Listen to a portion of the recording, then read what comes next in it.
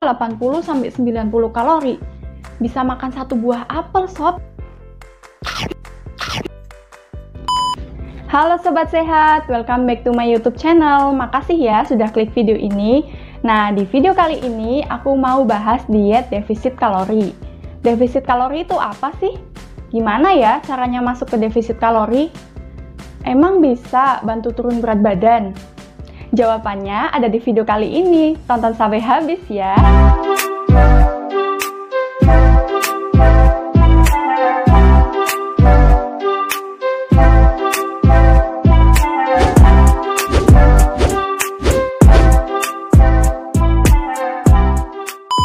Jadi, defisit kalori itu apa sih?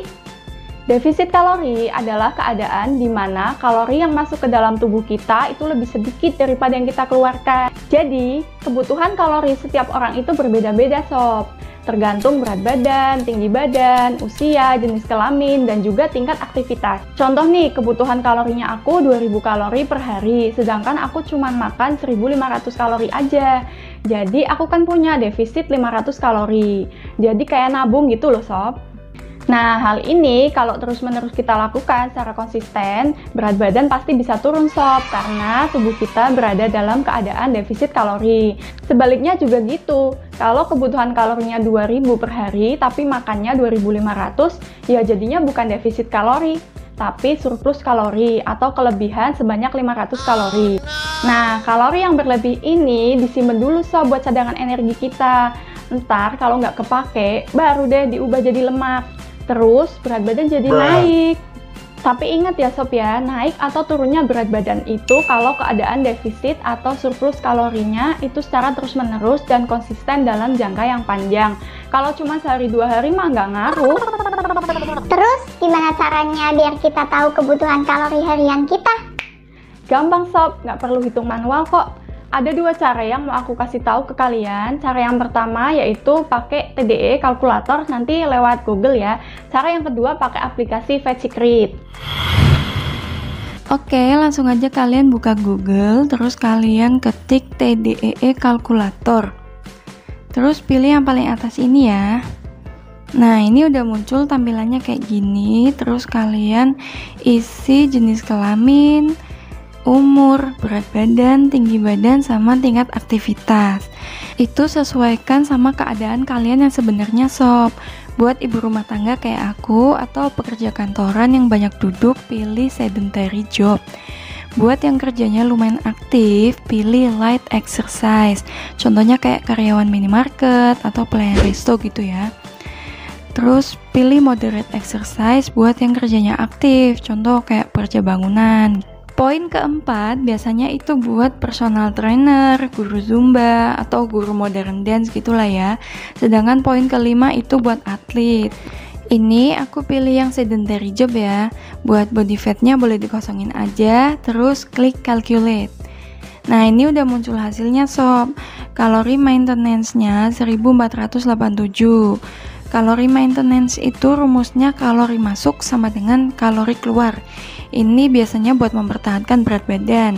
Ini udah ada kebutuhan BMR-nya, jadi makannya nggak boleh kurang dari BMR ya. Ini ada BMI juga, jadi udah otomatis terhitung semua. Terus kalau kalian scroll lagi ke bawah, itu ada saran pembagian makronutrien. Bisa kalian pelajarin sendiri ya. Sekarang kita lanjut ke cara yang kedua, yaitu pakai aplikasi Fat Secret. Buat kalian yang belum login, nanti ada disuruh masukin data pribadi ya sob ya, kayak tadi yang di TDE kalkulator. Nah, ini tampilan utamanya kayak gini ya, udah otomatis muncul tuh kebutuhan kalori hariannya. Ini aku punya target 1300 kalori per hari. Ini juga ada buat catatan harian, makan pagi, makan malam gitu ya. Ini aku kasih contoh gimana cara inputnya. Ini kalian klik aja tombol plus yang sebelah kanan ini, terus cari makanan. Masukin meal plan kalian, contoh mau sarapan pagi ini pakai apa ya, oatmeal. Ketik aja. Nah, ini muncul banyak merek ya. Contoh aku mau pakai merek Quaker Oats. Ini udah otomatis satu porsi ya. Ini diklik aja. Nah, nanti muncul nih berapa kalorinya, berapa lemaknya, karbohidratnya, proteinnya. Nah, ini kayak gini ya. Udah lengkap, tinggal diklik aja. Terus misal mau tambah lagi pakai susu low fat, ya diketik aja susu low fat. Nah ini ya, aku pilih yang ini. Terus contoh mau ditambah lagi pakai buah pisang, ya udah tinggal tambahin aja. Nah ini di atas ada total kalori sarapannya berapa. Terus buat makan siang, contoh kalian mau makan nasi nih, nasi 100 gram, ini kalorinya berapa nih. Nah tambahin aja. Terus buat lauknya kalian mau pakai sayur bayam, ini ditimbang ya sob ya, kalian jadi harus punya timbangan makanan. Sayur bayam misal 200 gram, ini nimbangnya pas mentah ya. Tapi kalau sayur itu kan kalorinya kecil, jadi kalau nggak ditimbang juga sebenarnya nggak masalah sih. Terus proteinnya, contoh mau pakai dada ayam, pilih yang cara masaknya itu direbus, dikukus, dipanggang atau dibakar. Jangan yang digoreng, kalau yang digoreng nanti kalorinya double sob. Jadi sebisa mungkin itu pakai makanan yang proses memasaknya itu minim minyak. Nah ini kayak gini ya, nanti muncul kalorinya totalnya berapa. Contoh mau pakai sambal sedikit, ya udah masukin aja. Terus nanti cemilannya mau pakai apa gitu, misal buah-buahan ya, buah apel atau buah pir, nanti tinggal ditambahin ke camilannya. Inputnya sesuai yang kalian makan sob, jadi emang harus ditimbang biar lebih akurat. Paling seminggu 2 minggu juga ntar kalian hafal kok, nasi 100 gram itu seberapa, ayam 100 gram itu seberapa. Jadi ntar pakainya ilmu kira-kira gitu sob. Nah ini kalian bisa pelajarin sendiri sob, pokoknya di aplikasi ini udah lengkap banget. Gimana? Gampang ya sob ya? Kalau aku sih lebih suka pakai Fastsecret karena terbukti bisa bantu kontrol kalori harian masuk kita, yang nantinya juga pasti membantu kita masuk ke dalam defisit kalori. Defisit kalori yang disarankan adalah 20-30% dari TDEE atau sekitar 400 atau 500 kalori per hari. Jadi please, kalau mau defisit kalori jangan ekstrim. Aku selalu tekankan hal itu ya. Karena penurunan berat badan yang sehat yang disarankan oleh Kemenkes adalah 0,5 sampai 1 kg per minggunya. Jadi defisit kalorinya itu cukup 400 sampai 500 kalori aja per hari ya sob ya. Ingat tuh. Intinya makan di atas BMR tapi di bawah TDEE. Jadi di tengah-tengahnya sob. Masih inget kan ya sama BMR? Jangan cuman inget mantan aja, dia udah move on tuh. Aduh, BMR dan teman-temannya udah aku bahas di videoku yang sebelumnya ya. Buat kalian yang belum nonton, ini linknya aku taruh sini, nanti bisa kalian tonton setelah video ini ya.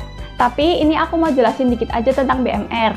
BMR adalah kalori yang dipakai buat kerja organ vital atau buat menjalankan fungsi dasar tubuh. Contoh buat mikir, buat nafas, buat ngomong, buat pompa darah, buang racun, dan juga kerja organ tubuh yang lain. Jadi tahu ya bahayanya kalau kalian defisit kalori terlalu ekstrim di bawah BMR. Ntar kalian jadi susah mikir, lemot, nggak fokus, nggak konsen, badan lemas, kepala pusing, puyeng, 7 keliling. Dan masih banyak lagi dampak buruknya sob buat kesehatan kita. Apalagi kalau dilakuin dalam jangka yang panjang. Bukannya sehat malah sakit deh. Tadi kan aku udah kasih tahu caranya hitung kalori harian dan cara penggunaan aplikasinya ya. Sekarang aku kasih tahu gimana caranya kalian biar bisa masuk ke defisit kalori. Check it out. Caranya yaitu makan lebih sedikit dari biasanya sambil meningkatkan aktivitas fisik. Makan lebih sedikit yang dimaksud adalah makan di atas BMR tapi di bawah TDEE. Kayak yang tadi aku ngomong ya sob ya. Terus olahraganya juga nih sob. Minimal 150-200 menit per minggu untuk intensitas sedang. Jadi kalau di rata-rata itu kurang lebih 30 menit per harinya ya. Dengan frekuensi 6 kali dalam seminggu sob. Jadi tetap ada liburnya, jangan non-stop olahraga terus. Kalau mau libur 2 hari juga boleh-boleh aja kok, nggak masalah. Asal akumulasi olahraganya itu ya kayak tadi yang aku bilang, antara 150-200 menit per minggunya. Itu tadi yang intensitas sedang ya sob ya, jenisnya kardio, kayak lompat tali, jogging, zumba, home workout, dan yang lain-lain. Kalau yang intensitas tinggi, durasinya 75-150 menit per minggunya dengan frekuensi 3-5 kali per minggu. Jadi harus tetap ada istirahatnya. Jenis olahraga dengan intensitas tinggi yaitu HIIT cardio dan juga strength training.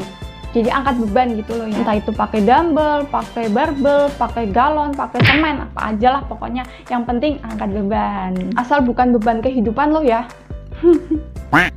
Sekarang kita masuk ke tips biar bisa masuk defisit kalori. Tips yang pertama yaitu mengurangi makanan atau minuman manis. Kayak aku. Makanan dan minuman manis kan tinggi kalori. Dan biasanya kalau makan yang manis-manis itu nggak bisa berhenti, ya nggak? Tahu-tahu habis tuh biskuit stoples. Kalau kayak gitu ya jelas kalori membengkak sob. Gagal deh masuk defisit kalori. Lagian makanan atau minuman manis kan nggak bikin kenyang ya. Yang ada malah bikin nafsu makan makin nggak kontrol sob. Tips yang kedua yaitu kurangi makanan olahan.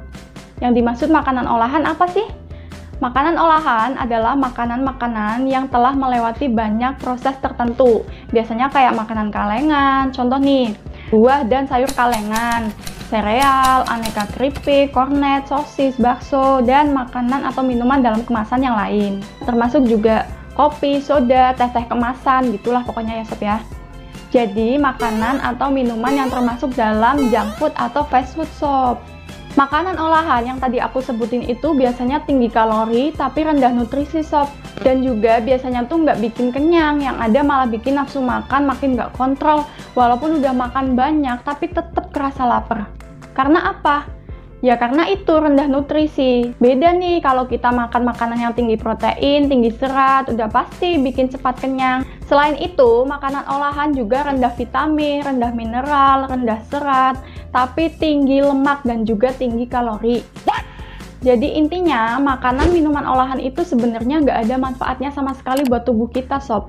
Itu cuman buat ngenakin lidah kita aja. Jadi buat kalian yang masih suka jajan junk food atau fast food, please deh, mulai sekarang kurangin. Aku bilang kurangin ya, aku nggak minta kalian stop sama sekali. Terus ganti pakai makanan yang tinggi nutrisi tapi rendah kalori, yang pastinya juga menyehatkan buat tubuh kita sob. Tips yang ketiga yaitu memasak sendiri. Masak sendiri, cuci baju sendiri. Yeay, ini malah lagu buat jomblo. Selingan ya sob ya, biar nggak ngantuk. Lanjut, kenapa sih masak sendiri bisa bantu masuk ke defisit kalori? Ya karena kalau masak sendiri kan kita tahu bahan apa aja yang kita pakai. Jadi lebih gampang buat ngontrolnya sob. Contoh nih, kalian beli capcay di warung. Kan kalian nggak tahu ya tuh masaknya bahannya pakai apa aja, minyaknya berapa banyak. Kan nggak mungkin juga kita nanya-nanya sedetail itu ke abangnya. Bang, masaknya pakai minyak apa aja bang? Bahannya apa aja bang? Ntar dikira mau niru resepnya lagi. Tapi kalau masak sendiri kan kita bisa atur tuh. Minyaknya seberapa, garamnya seberapa, gulanya seberapa gitu ya. Karena tahu nggak, minyak goreng tuh tinggi kalori loh. 1 sendok makan aja tuh kira-kira 80-90 kalori. Bisa makan 1 buah apel sob. Ingat ya sob ya, aku nggak nyuruh kalian buat menghindari atau stop sama sekali makanan atau minuman yang aku sebutin tadi. Tapi aku cuman minta kalian buat ngurangin, bukan berarti nggak boleh sama sekali. Pinter-pinter lah kalian atur porsi dan frekuensinya. Jadi makan sewajarnya dan secukupnya aja. Biasanya seminggu 3 kali, dikurangin jadi seminggu 1 kali gitu ya. Nah, itu dia tadi pembahasan tentang diet defisit kalori dan juga tipsnya. Please komen di bawah kalau ada pembahasan aku yang kurang, boleh kalian tambahkan ya buat melengkapi. Komen juga di bawah apakah video kali ini bermanfaat. Kalau iya, silakan share ke media sosial yang kalian punya biar teman-teman yang lain juga dapat manfaat yang sama. Makasih ya sudah menonton, see you on my next video. Bye-bye!